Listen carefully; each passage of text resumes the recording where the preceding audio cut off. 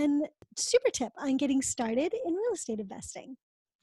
I would make sure you have great advisors, would be the first step. So make sure you're surrounded by people who are doing and have done exactly what you want to do. When I went to Texas to buy those properties, the first agent I met with took me to a ridiculous neighborhood. I found like $400,000 homes. It made no sense.